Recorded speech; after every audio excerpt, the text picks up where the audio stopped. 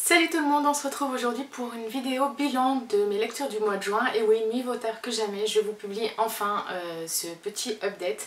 Donc j'ai lu au mois de juin 4 romans français dont 2 du même auteur de Maxime Chatham. Je reviendrai un petit peu plus tard, mais pour commencer le mois de juin, j'avais attaqué Les étoiles sans balance de Laurent Weil.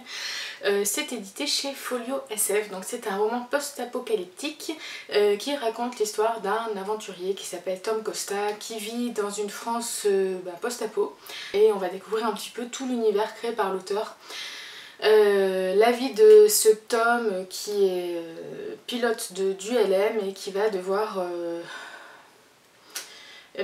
remplir des missions. Alors en fait je vous en parle, mais j'ai longuement hésité à le faire, tout simplement parce que c'est un livre que je n'ai pas aimé, et encore ça c'est pas trop le souci, c'est surtout que je ne me rappelle de quasiment rien. Je l'ai lu dans de très mauvaises conditions, c'est-à-dire que je l'ai lu, c'était un service presse que j'aurais dû recevoir normalement en avril et que j'ai reçu début mai. Donc du coup j'avais jusqu'à début juin pour le lire, sauf qu'en mai j'ai été énormément prise par beaucoup d'activités et du coup je me suis retrouvée à rentrer des Imaginales le 31 et à me dire il me reste 3 jours pour le lire.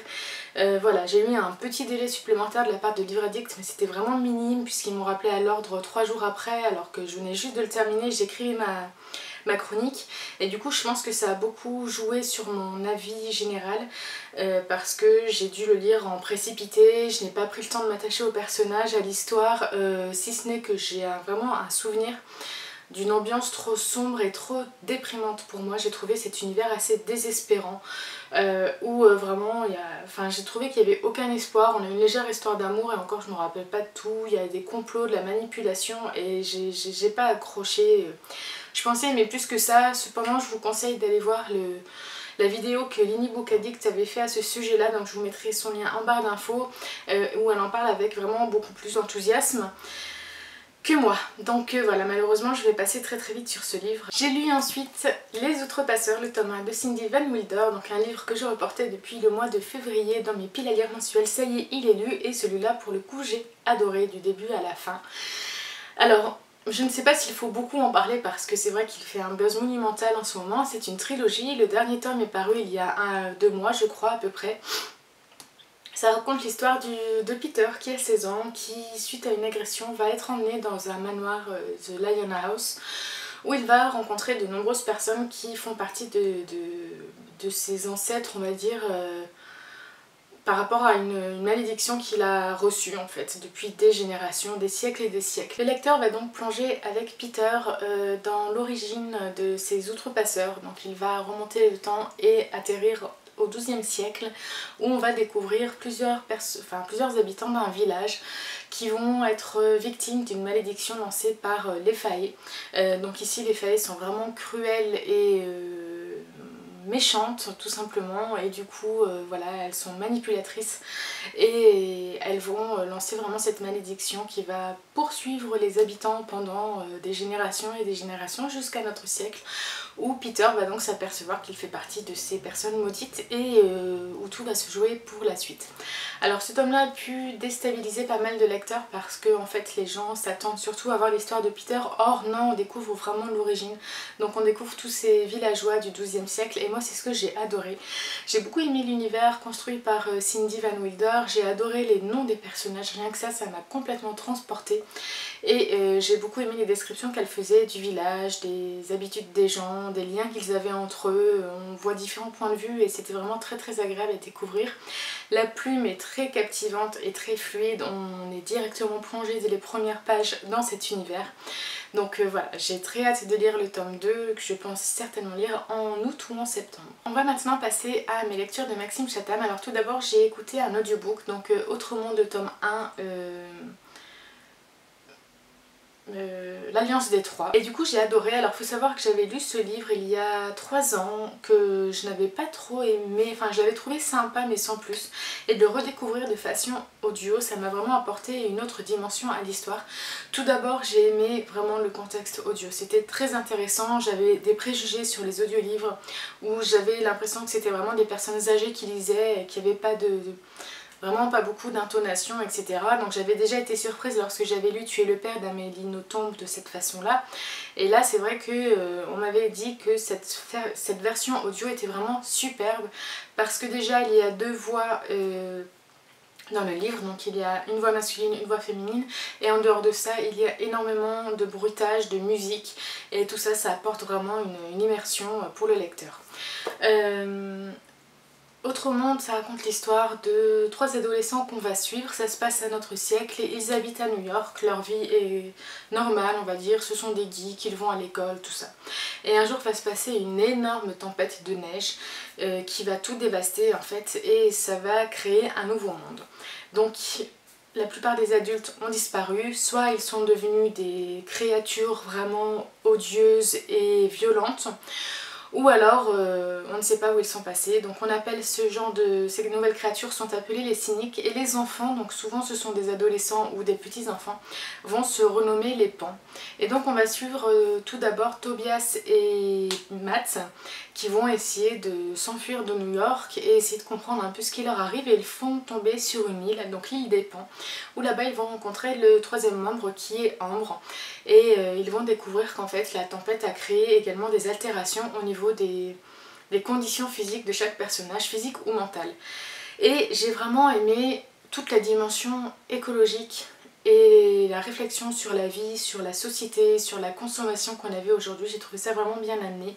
On est un peu dans un genre de survival, mais c'est vraiment bien abordé, ça reste pour la jeunesse, donc c'est vrai que c'est vraiment accessible, je trouve, pour tous les âges à partir de 12 ans. Et voilà, j'ai vraiment passé un très bon moment, j'ai été surprise par les différents événements, j'ai trouvé qu'il y avait énormément de rythme et d'action, on ne s'ennuyait pas une minute, on rencontre plusieurs personnages, j'ai beaucoup aimé donc tout ce qui se passait dans l'île de Carmichael, et on a des créatures monstrueuses qui veulent s'en prendre à Matt, notamment le Ropérodène. Donc pour moi je l'imagine comme un gros dragon reptile ailé en fait. Enfin voilà, à ce stade de l'histoire je l'imagine comme ça, et c'est vrai qu'il est assez angoissant et on se demande pourquoi il en veut après Matt. Matt semble avoir un rôle vraiment principal dans ce premier cycle et j'ai hâte de savoir ce que c'est.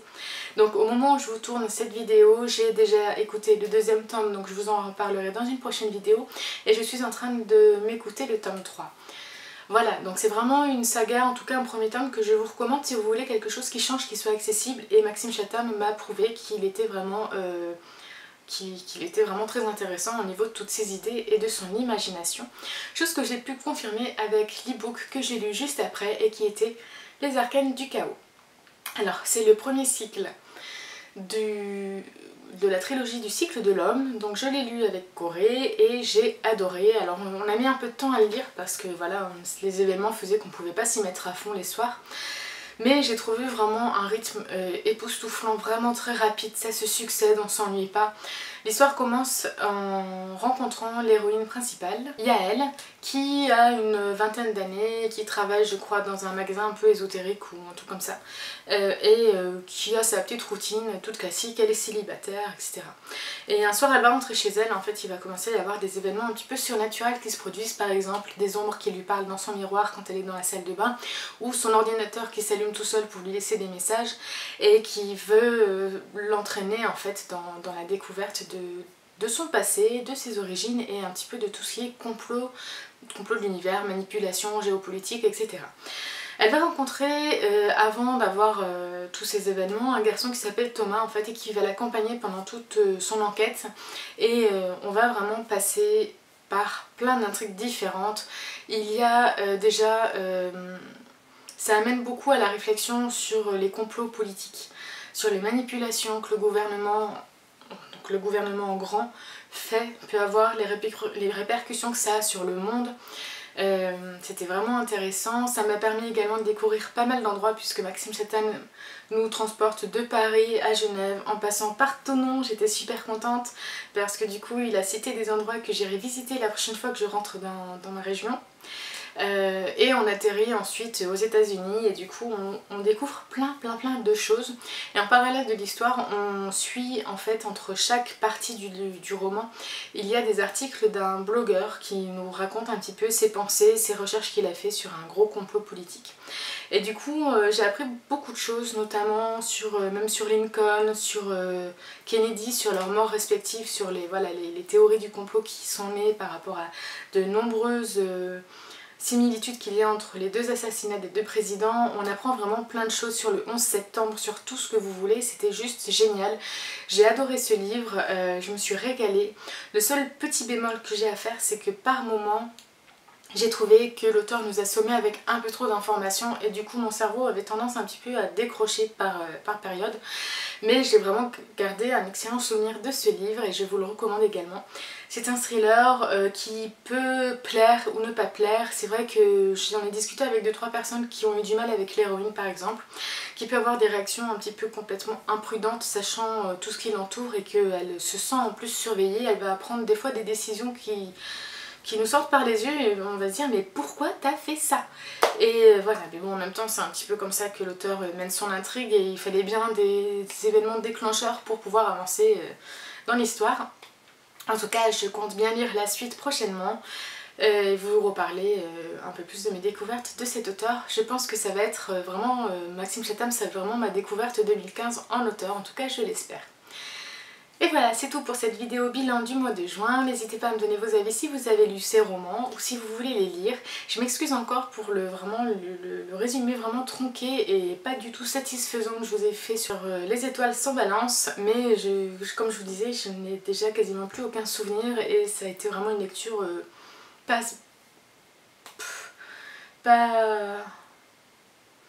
satisfaisante quoi, tout simplement.